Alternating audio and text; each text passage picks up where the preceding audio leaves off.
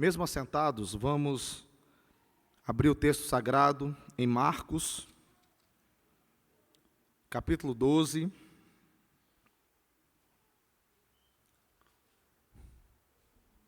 Um texto muito conhecido nos evangelhos.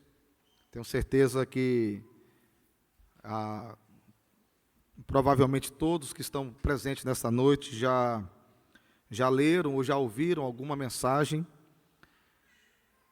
sobre o texto que retrata a oferta da viúva pobre, mas eu tenho certeza que o Espírito Santo de Deus, que renova a sua palavra, assim como tem falado ao meu coração, também falará ao coração dos irmãos. Marcos 12, dos versos 41 ao 44.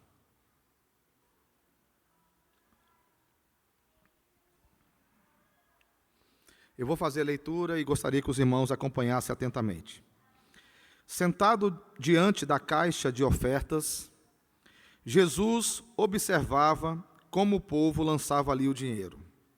Ora, muitos ricos depositavam grandes quantias. Vindo, porém, uma viúva pobre, lançou 2 pequenas moedas correspondentes a um quadrante. E, chamando os seus discípulos, Jesus disse: Em verdade lhes digo que esta viúva pobre lançou na caixa de ofertas mais do que todos os ofertantes, porque todos eles deram daquilo que lhes sobrava.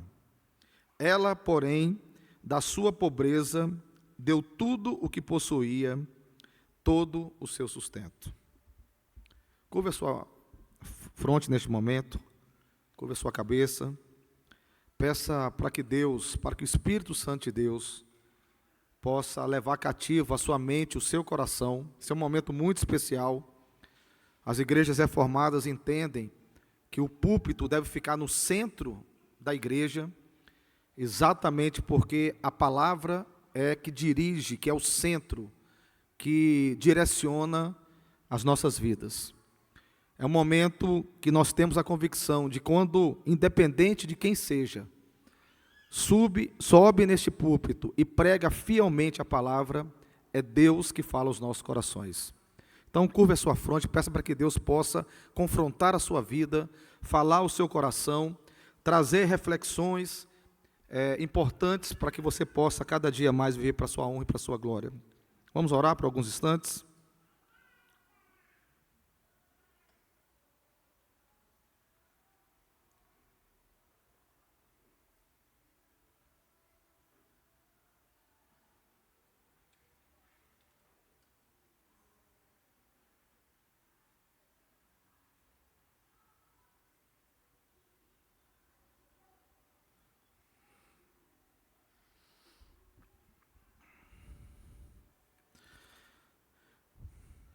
Senhor, obrigado pelo privilégio que temos, meu Deus, de iniciar uma semana na Tua presença, com irmãos queridos que professam e reconhecem a mesma fé e a completa dependência no sacrifício de Cristo Jesus na cruz do Calvário.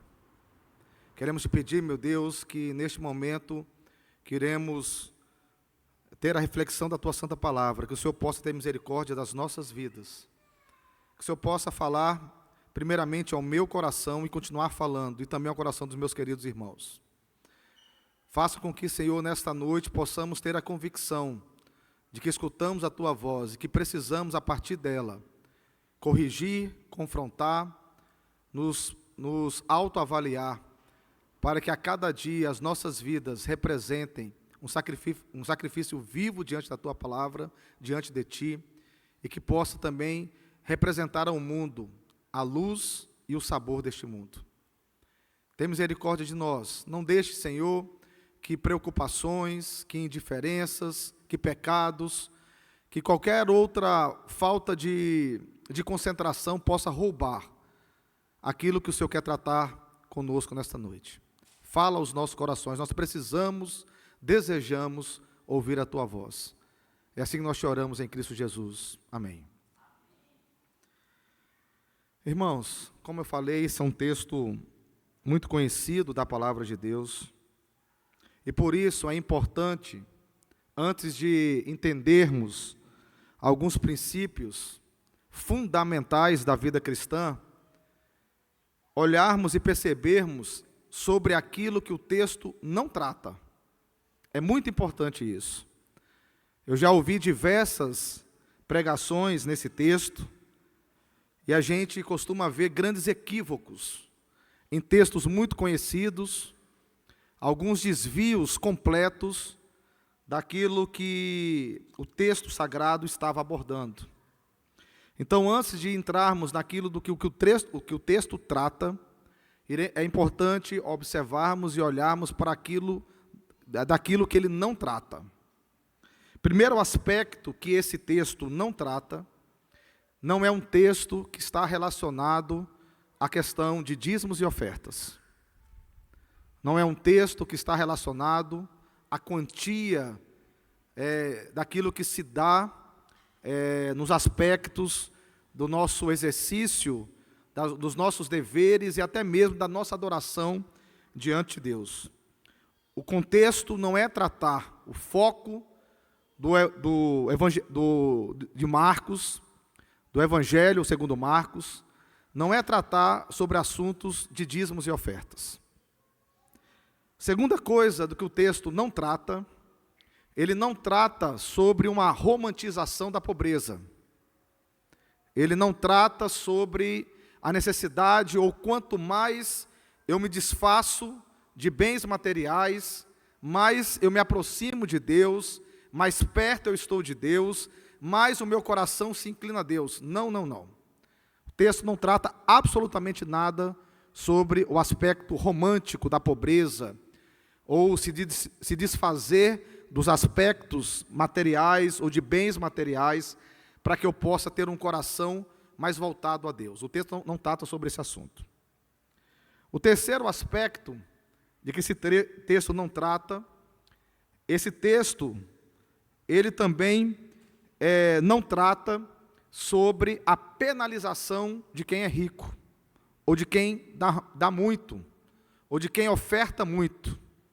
Não há uma crítica, ou não há uma reflexão relacionada ao aspecto de quanto mais você der, em termos de quantia mesmo, menos você vai ser abençoado, ou muito menos, quanto mais você der, algo errado está nesse ato de destinar grandes quantias, ou destinar grandes dízimos e ofertas para a igreja. O texto não trata também nem no aspecto romântico da pobreza, nem na condenação de riquezas.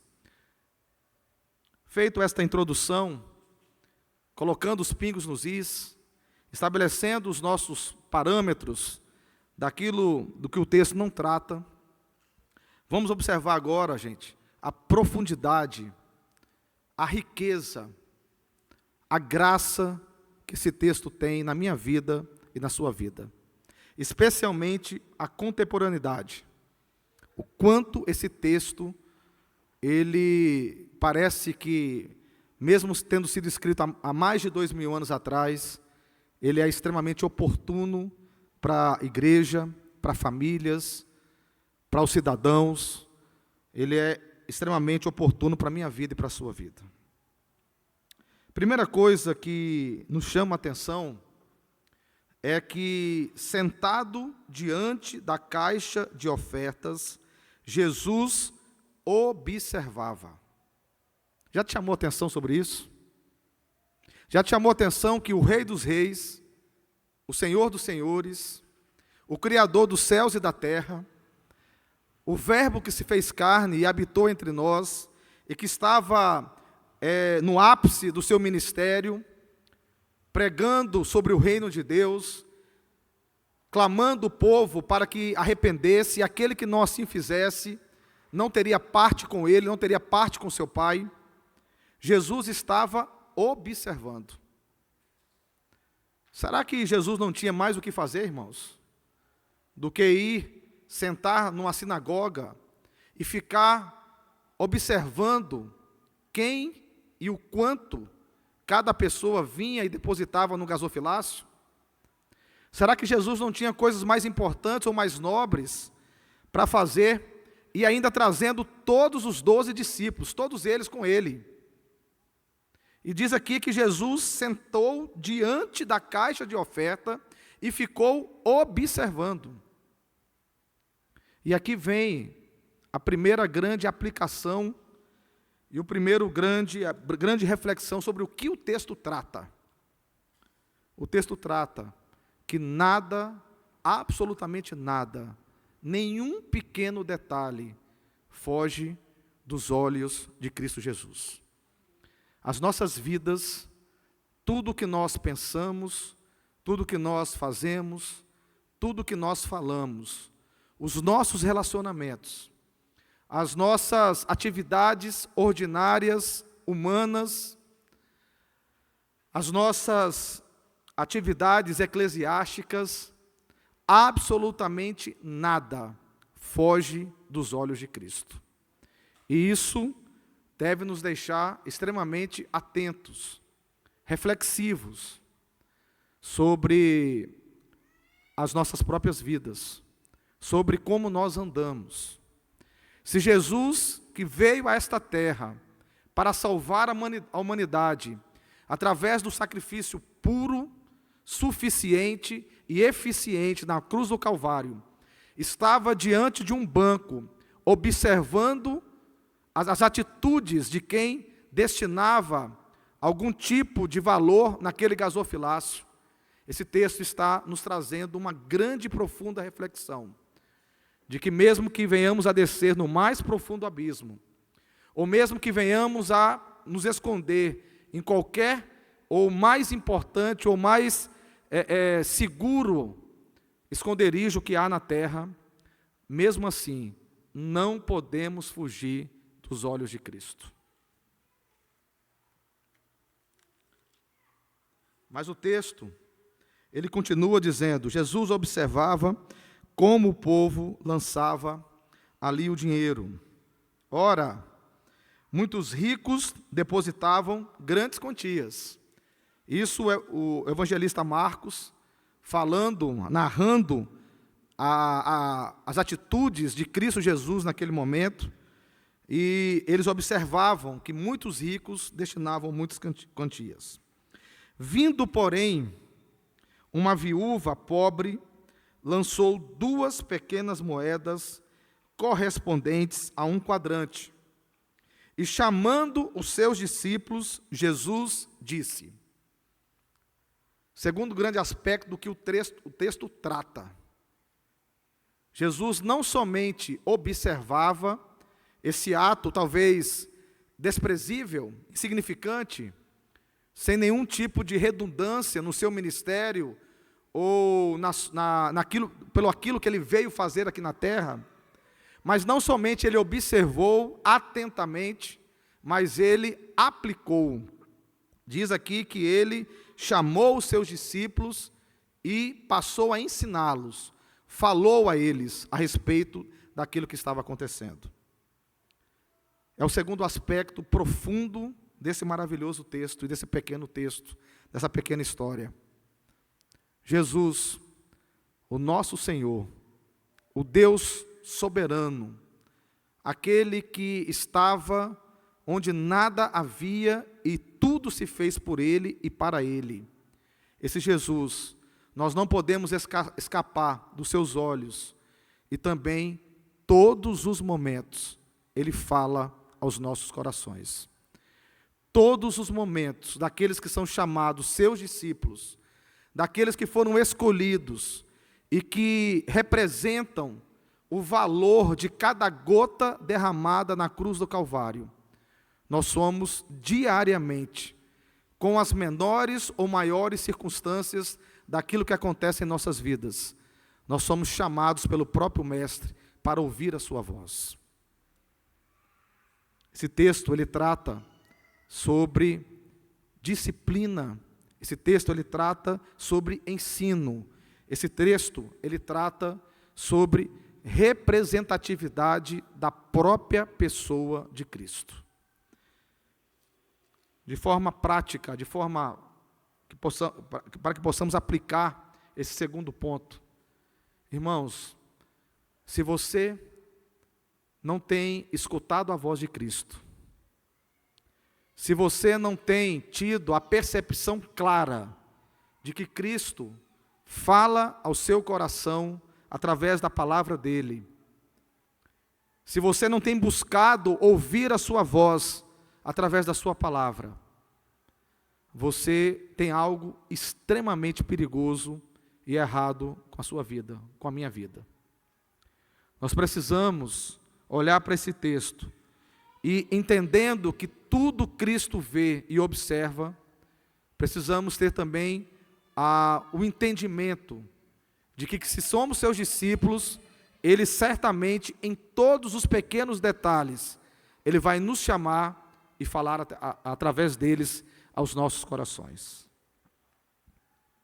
Mas vamos agora olhar como esta mulher, ela entra nesses ensinamentos de Cristo, como poderia ser qualquer outra pessoa, poderia ser até mesmo alguém de muitas riquezas. Como eu falei, o texto não trata sobre o romantismo da pobreza, nem a condenação de riquezas, ou o foco não é dízimos e ofertas, mas vamos observar o que na verdade representa o testemunho desta mulher. Primeiro aspecto, no versículo 42 diz que, vindo porém uma viúva pobre, lançou 2 pequenas moedas correspondentes a 1 quadrante. 1 quadrante é um valor muito pequeno, é desprezível, não dava para fazer absolutamente nada, ou praticamente nada, com essas 2 moedas, em termos de aquisição de outras coisas. E chamando os seus discípulos, Jesus disse: em verdade lhes digo que esta viúva pobre lançou na caixa de ofertas mais do que todos os ofertantes, porque todos eles deram daquilo que lhe sobrava, ela, porém, da sua pobreza, deu tudo o que possuía, todo o seu sustento. Sabe o que Jesus está falando aqui, irmãos? Que esta mulher, ela agiu como ele agiria. Esta mulher, ela demonstrou, através daquele ato, algo que Cristo fez por nós. Ela demonstrou um amor sacrificial. Ela demonstrou um amor sacrificial. Terceira grande aplicação desse texto é que, se nós temos a convicção que Deus é soberano sobre as nossas vidas, que o seu olhar e que os seus planos estão sobre nós, que Ele diariamente nos chama a termos comunhão com Ele, para ouvirmos, através da sua palavra, aquilo que Ele quer nos ensinar, dizer, tratar conosco, nós, se somos de fato seus discípulos, somos homens e mulheres que demonstramos isso de forma sacrificial, com um amor capaz de dar tudo o que temos e tudo o que somos para a glória dEle. Isso é muito forte, queridos. Jesus está chamando seus discípulos, dizendo o seguinte: olha, sabe por que ela doou mais do que todos? Porque ela chegou no limite máximo, comprometendo a sua própria sobrevivência. Imagine, há 2000 anos atrás, uma viúva, a mulher já não trabalhava, já havia a necessidade do sustento por um provedor, ela já não tinha esse provedor. Aqui não fala se ela tinha filhos, mas isso é pouco relevante. O que Jesus está dizendo é que tudo o que era necessário para que ela pudesse, pelo menos, sobreviver, talvez mais um dia, ela entregou completamente, porque o seu amor a Deus, ele era sacrificial.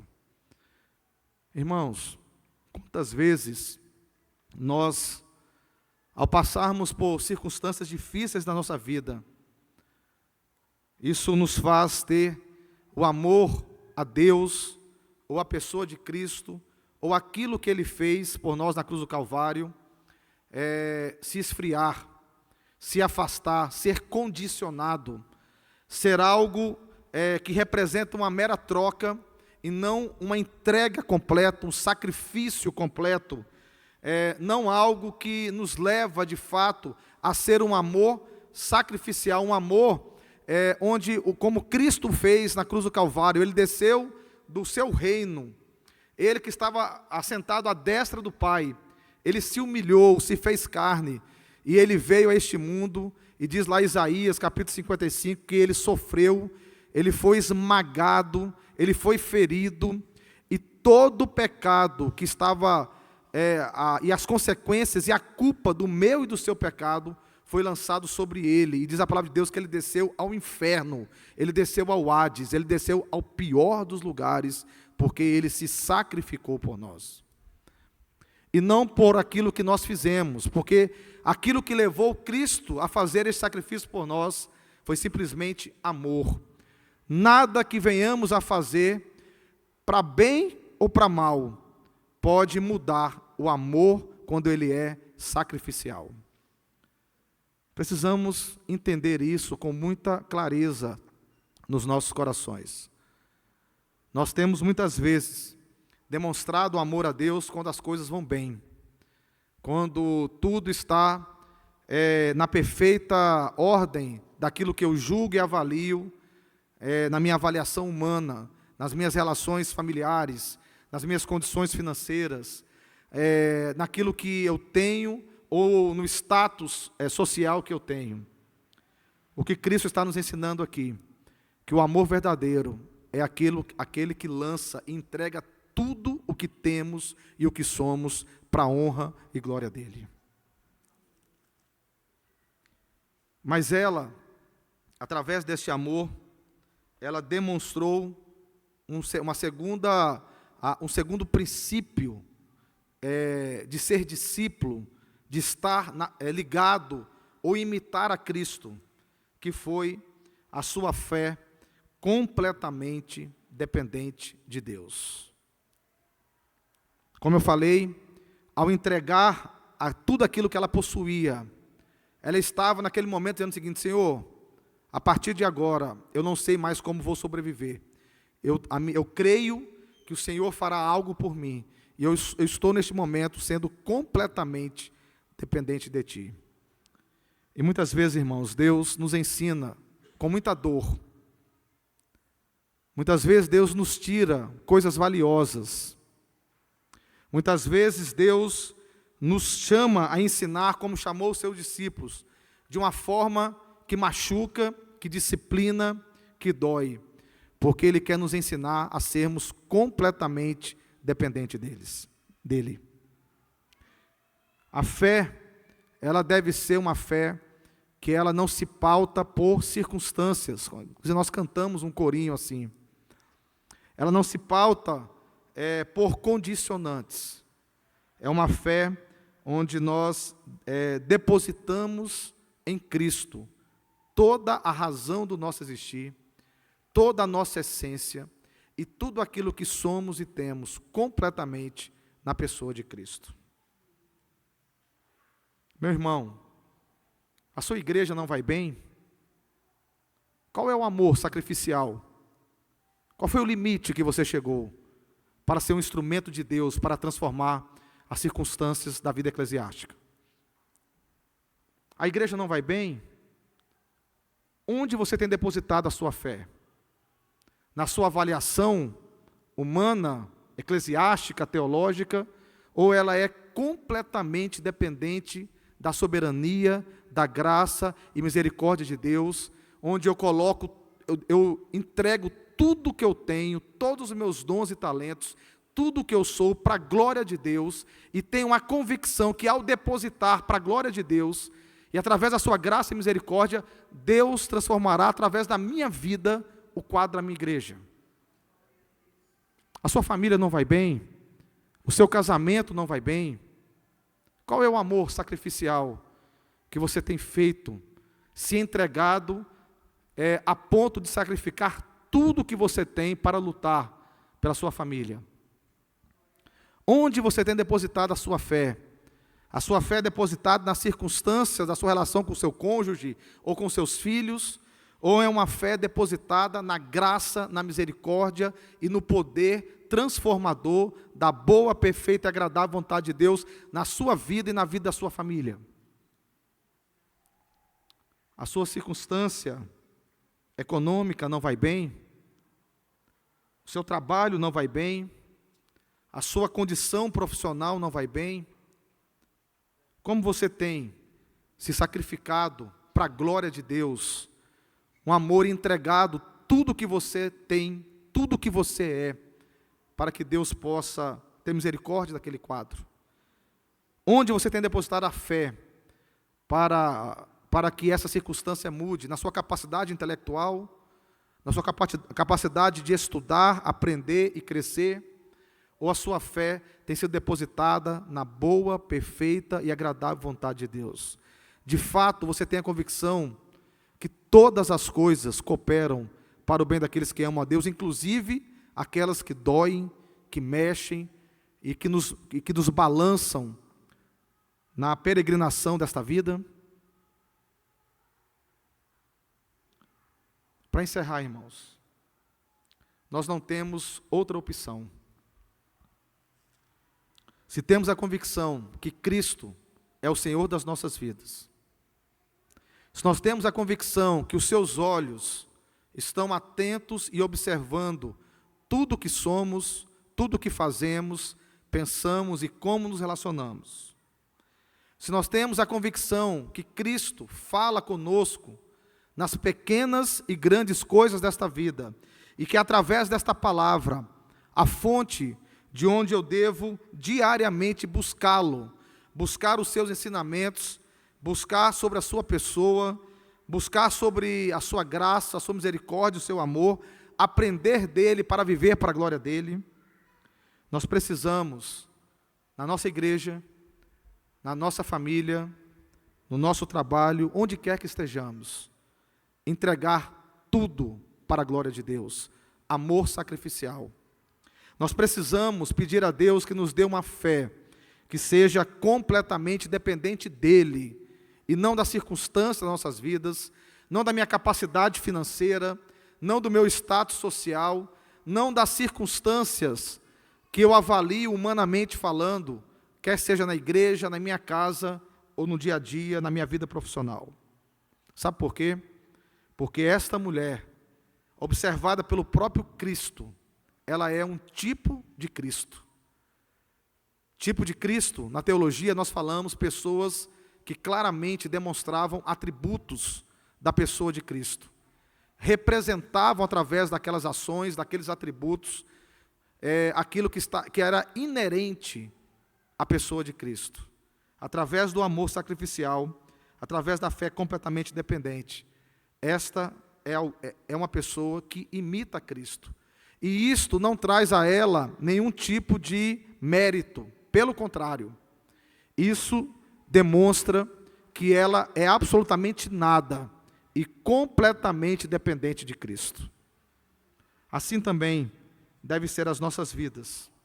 Nós precisamos, a cada dia, irmãos, pedir a Deus para que Ele possa ter misericórdia de nós, para que Ele possa nos ensinar a termos um amor sacrificial, uma fé colocada e completamente dependente dEle, e para que Ele possa nos ensinar a imitarmos a sua pessoa em tudo aquilo que venhamos a fazer, a agir, a pensar, a nos relacionar, quer seja na igreja, quer seja no mundo, no nosso dia a dia, nas nossas atividades, quer seja na nossa vida familiar. Que Deus nos abençoe e que possamos, através deste exemplo, imitarmos a Cristo como nunca. Saímos daqui convictos do quanto vale a pena imitarmos. Sabe por quê? Porque no final, aquela mulher recebeu a aprovação de Cristo. Ela foi colocada por Cristo aos seus discípulos como alguém que naquele momento representava a sua própria pessoa, dando tudo o que tinha. E eu e você também sabemos que não por obras, não por nossa capacidade ou atividades religiosas, mas exatamente por entendermos que Cristo morreu por nós, e que assim devemos também morrer para o mundo, nos sacrificar para a sua glória. E assim como temos a convicção de que a nossa fé é pautada na pessoa de Cristo, na sua boa, perfeita e agradável vontade, nós possamos também nos encontrar aprovados para a sua honra e para a sua glória. Que Deus nos abençoe. Amém.